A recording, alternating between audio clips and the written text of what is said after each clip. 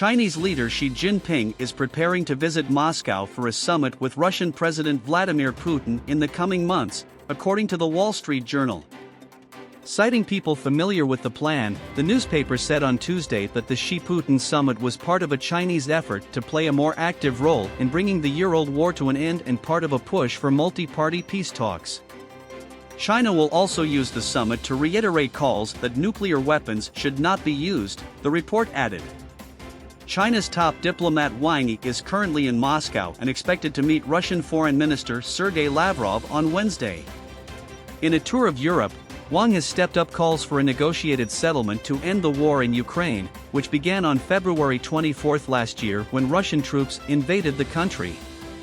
Beijing has not condemned Russia's actions or joined Western-led sanctions against Moscow, but it has urged restraint and stressed disputes should be settled by peaceful means.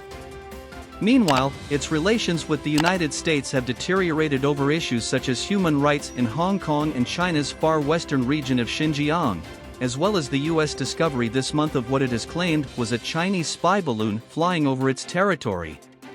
In Moscow on Tuesday, Wang again stressed the two countries' close ties in a meeting with Nikolai Patrushev, the secretary of Russia's powerful Security Council and a close confidant of Putin.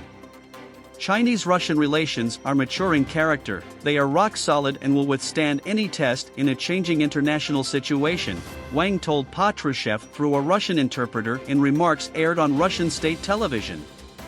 Patrushev, meanwhile, told Wang that Beijing was a top priority in Russian foreign policy and that the two countries must stick together. In the context of a campaign that is being waged by the collective West to contain both Russia and China, the further deepening of Russian-Chinese cooperation and interaction in the international arena is of particular importance, Patrushev was quoted as saying by state media outlet RIA.